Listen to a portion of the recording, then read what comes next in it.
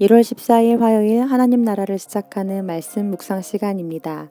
하나님께서 오늘 우리에게 주시는 말씀은 창세기 11장 1절에서 9절까지의 말씀입니다. 여호와께서 이르시되 이 무리가 한 족속이요 언어도 하나이므로 이같이 시작하였으니 이후로는 그 하고자 하는 일을 막을 수 없으리로다.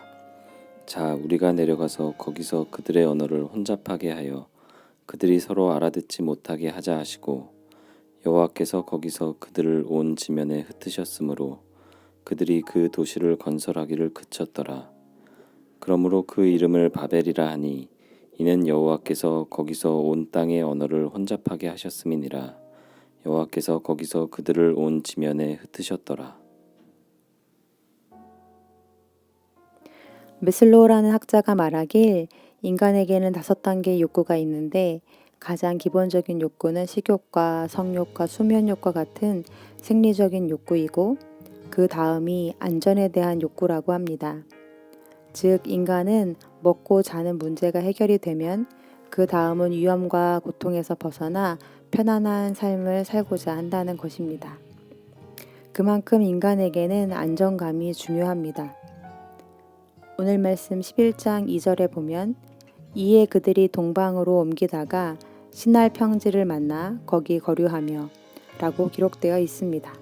즉 홍수 이후 하나님의 축복으로 말미암아 다시금 번성하게 된 노아의 후손들이 한 군데에 정착하지 못하고 계속 동편으로 이동했다는 뜻입니다. 자가가 있는 사람과 전세를 사는 사람은 다릅니다.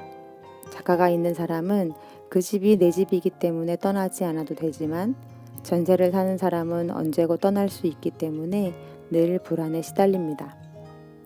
이처럼 내가 터를 잡고 안주하며 살던 곳에서 계속 살지 못하고 무엇인가 계속 떠나고 떠나서 새로운 것을 찾아 개척하고 일구어야 하는 수고를 계속해야 한다면 얼마나 그 삶이 고단했을까요? 아마도 그들이 그랬던 것 같습니다. 정착하지 못하고 계속 떠도는 삶을 그만 멈추고 싶었을 것입니다. 이제는 그만 고생하고 싶고 이제는 그만 힘들고 싶은 마음이 그들에게 있었을 것입니다. 그러다가 어느 날 물이 풍부하고 넓은 평지로 둘러싸여 있는 비옥한 땅 시나를 만나게 됩니다. 그리하여 연약할 수밖에 없는 인생들은 서로 힘을 합하여 그곳에 높은 탑을 쌓고 이제는 흩어지는 삶이 아니요 한 곳에 모여 안정감을 누리는 삶을 살고자 합니다. 노아에게 주셨던 생육하고 번성하여 땅에 충만하라 하신 명령을 거역하고 흩어지는 삶, 개척하는 삶이 아니요 정착하고 모이고 높이 쌓고 안주하는 삶을 살고자 그들이 지을 수 있는 가장 튼튼한 방법으로 바벨탑을 쌓기 시작한 거죠. 하지만 하나님 보시기에 이 모습이 좋지 않으셨습니다.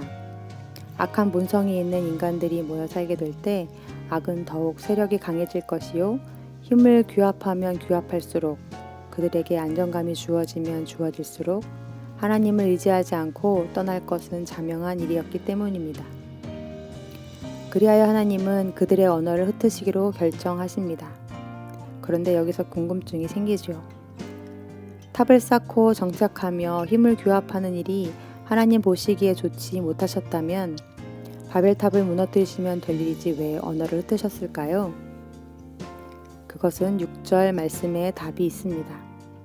바로 그렇게 한다 한들 죄의 뿌리와 악의 의지가 있는 인간들은 그래도 또다시 제2, 제3의 바벨탑을 쌓을 것이요. 그러면 그럴수록 그들은 더욱더 똘똘 뭉칠 것이기 때문이었습니다. 하나님도 말씀하십니다.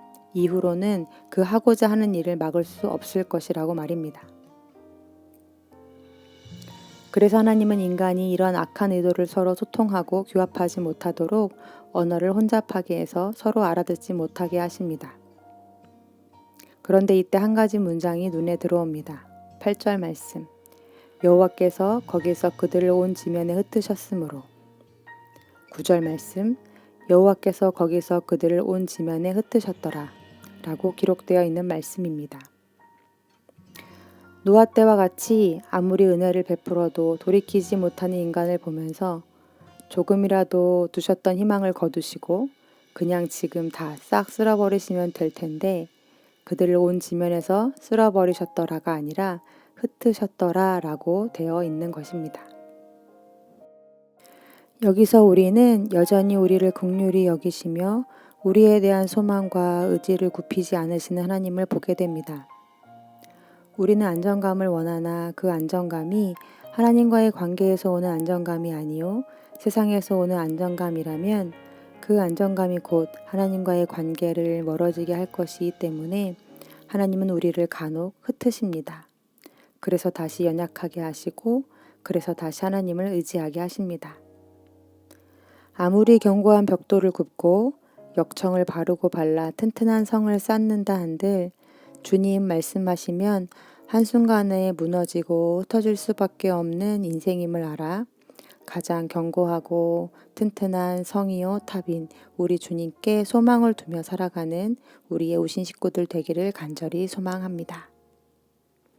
말씀을 기억하며 함께 기도하시겠습니다. 하나님, 세상에 다른 것이 아니요 하나님께만 오직 안정감을 두는 우리가 되게 하여 주옵소서.